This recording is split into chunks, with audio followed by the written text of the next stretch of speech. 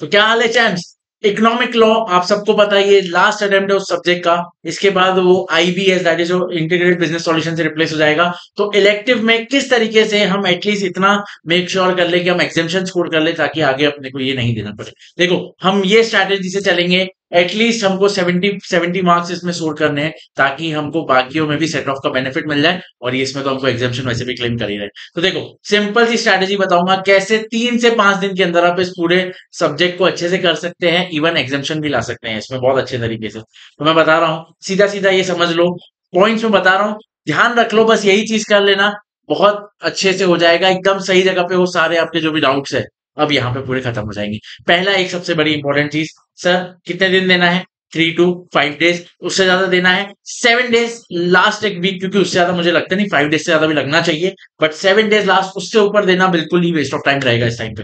5 days तो आप समझ के चलो, 5 डेज के अंदर आपको करना ही करना है। दूसरा पॉइंट आप सबसे इंपॉर्टेंट, क्या क्या सर आपको पढ़ना है? सर किसी के नोट्स रेफर करने हैं, किसी के लेक्चर्स? देखो, बिना लेक्चर्स के भी आप बहुत अच्छे तरीके से कर सकते हो। अगर नहीं तो यूट्यूब पे काफी सारी फैकल्टीज के रिवीजन वीडियोस ऐप वहां पे अवेलेबल है।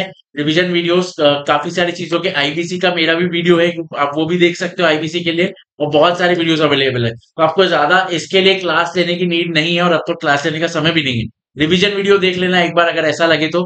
दूसरी बात, सर कितनी रीडिंग होनी चाहिए? देखो, सीधी सीधी बात बता रहा हूँ, 2 रीड अगर आपकी हो गई, 3 रीड पे मैं ज्यादा फोकस करता हूँ, बट इस टाइम पे अगर 2 रीड भी अगर आपकी हो गई, मोर देन इनफ, सफिशियंट है। 2 रीड सारे चैप्टर्स की कर लेना।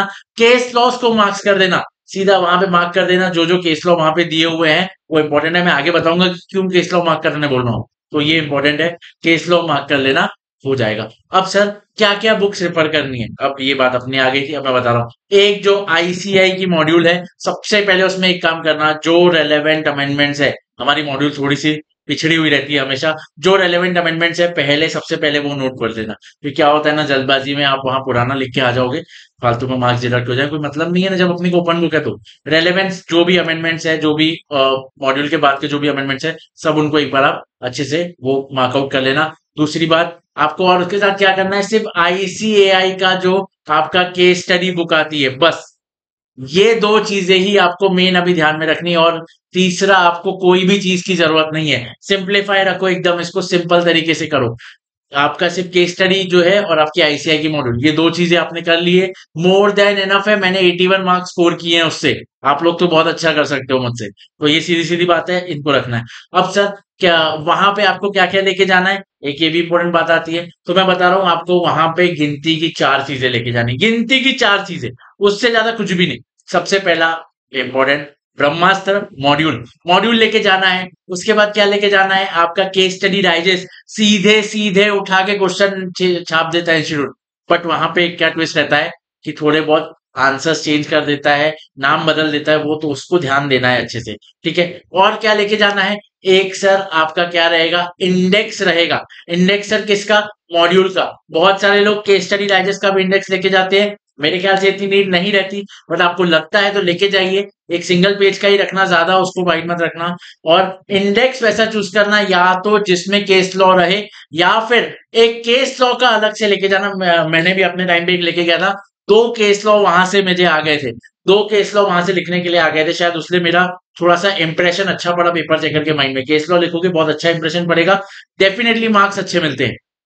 तो एक केस लॉ का रेफरेंसर लेके जाना, कि जो भी रेलेवेंट केस रहेगा उसका केस लॉ, जैसे आईबीसी में मुझे याद है एक हमारे टाइम पे क्वेश्चन आया था, आईबीसी नहीं सॉरी, आपका दैट इज वन, एक सेकेंड, सॉरी, आपका रेरा में एक क्वेश्चन आया था उस टाइम पे, मुझे याद आ गया, आपका रेरा में एक क्वेश्चन आया था कि जो अलॉटीज होते हैं, अलॉटीज के कुछ उसको लेके वो आया था, वो मुझे अच्छे से याद है, वो एग्जैक्ट केस लॉ मेरे पास रेफरेंसर में था, मैंने वही केस लॉ वहां पे छाप दिया और मुझे मार्क्स अच्छे उसमें मिल गए। तो मैं ये बोल रहा हूँ, केस लॉ रेफरेंसर लेके जाना, 1 से 2 भी अगर आ गया आपका जीवन सफल हो जाएगा वो केस लॉ रेफरेंसर जानने के लिए, ठीक है। 4 चीजें मात्र गिनती की आपको लेके जानी है, उससे ज्यादा और कुछ भी अपना बोरा बिस्तरा कुछ मत लेके जाना, 4 चीजें लेके जाना, कोई और बोरा बिस्तर लेके जाने की जरूरत नहीं है। अब सर करना कैसे है, तो मैं बता रहा हूँ, मैंने बताया आपको 2 बार एटलीस्ट आपको रीड करना है, 2 बार रीडिंग आपकी हो जाएगी। इंपॉर्टेंट चीजें मार्क करनी है, इंपॉर्टेंट केस लॉज मार्क करने हैं जो भी वहां पे है। फिर क्या करना है, आपका बता रहा हूँ। सबसे पहले स्टार्ट कैसे करना है बता रहा हूँ, एक अच्छी चीज आपको बता दे रहा हूँ, ये सुन के रखो। स्टार्ट कैसे करना है थोड़ा सा अजीब है। सबसे पहले स्टार्ट करने से पहले ना आप पहले कोई केस स्टडी पकड़ो। सबसे पहले केस स्टडी डाइजेस्ट की केस स्टडी पकड़ो पहले। Without any knowledge of the module एक बार केस स्टडी से क्वेश्चन ढूंढने की आंसर ढूंढने की कोशिश करो। ये क्यों बोल रहा हूँ पता है, अगर कुछ उल्टा सीधा क्वेश्चन भी आ गया, कोई नया भी आ गया, तो एटलीस्ट इतना कॉन्फिडेंस तो रहेगा कि यार जब पहला खुद से कर लिया, ये भी कर ही लेंगे, थोड़ा सा कॉन्फिडेंस आ जाएगा। पहले सबसे पहले केस स्टडी से ही डायरेक्ट आप यहाँ ढूंढने चालू कर देना। और वैसे ही फिर जैसे जैसे आपकी रीडिंग होती जाएगी, यहाँ से बीच बीच में एक दो केस स्टडीज, एटलीस्ट 30 से 35 केस स्टडीज का आप प्रैक्टिस कर लेना। एमटीबी आरटीबी भी एक बार जो केस स्टडीज है वो भी देख लेना। आपकी केस स्टडी डाइजेस्ट की भी केस स्टडीज ऑलमोस्ट देख करके जाना जितनी हो सके। मैं जरूरी ये नहीं बोला कि आपको सब लिख के देनी है, आंसर्स ढूंढने की कोशिश करनी मैंने आपको। और दूसरी एक और इंपॉर्टेंट बात, आंसर्स को एज इट इज लिखना थोड़ा अवॉइड करना, थोड़ा बहुत चेंज करते जाना अपने लैंग्वेज में, थोड़ा बहुत ऐसा प्रोफेशनल लगे, ताकि जैसे आपने लिखा है बीइंग अ चार्टर्ड अकाउंटेंट, आप किसी को एडवाइस दे रहे हो, या बीइंग अ चार्टर्ड अकाउंटेंट आप कुछ लिख रहे हो, तो उस तरीके की चीजें वहां पे प्रेजेंट करना। एकदम बिल्कुल पूरा कोरा कोरा ऐसे छाप के मत आ जाना, थोड़ा बहुत चेंज। मैं ये नहीं बोल रहा अपनी भाषा में पूरा बदल देना, कोरा कोरा मत लिख के आ जाना, थोड़ा बहुत चेंज करके आ जाना। ये आपकी हो गई 3 से 5 दिन में आपका इकोनॉमिक लॉ। और मैं बताऊं आपको, जो आपका अगर सिर्फ जो सिंगल ग्रुप वाले हैं और जो अपना सिर्फ इसमें आते हैं, उसके अगर उस टाइम पीरियड से भी आप एग्जामिशन के लिए जब ग्रुप 2 में आते हैं, उस टाइम पीरियड के बीच में भी आपके पास समय है कि आप इसको क्लियर कर सकते हो। पता है, सिर्फ उस टाइम पीरियड के बस आपको वहां पे 100% अपना देना है। जो चीजें मैंने बोल ली बस वो कर दिए ना, कोई नहीं रोक सकता तुमको एग्जामिशन लाने से। समझ गए स्ट्रेटेजी किस तरीके से करनी है, सिंप्लीफाइड रखना है। और हो सके रिवीजन वीडियोस यूज करो यूट्यूब पे, यहां से रिवीजन वीडियो चालू रहे, यहां से आपका वो चालू रहे, मार्किंग्स करते जाना, मार्किंग्स करते जाना। और दूसरी बात, एक चीज ना मैं एक चीज आपको बोलूंगा, कोई ऐसे वर्ड्स है जो आपको लगता है पास्ट पेपर्स में कोई ऐसे वर्ड्स यूज किए गए हैं जो मॉड्यूल में नहीं है, जो आंसर ढूंढने में तकलीफ जाती है, वो भी अगर आपके कोई भी नजर में आए, इंपॉर्टेंट वर्ड्स एक पीछे मार्क करते हुए चलना, जो आप एग्जाम में लिख के जाओगे। कुछ अगर ऐसा अजीब आ गया जो आपको उस टाइम में नहीं समझ में आया, तो वहां पे तुरंत आपको वो समझ में आ जाएगा। कुछ कभी कोई ट्विस्ट था, कोई ऐसा ट्विस्ट था क्वेश्चन में, उस क्वेश्चन को स्पेशली एक बार मार्क कर देना।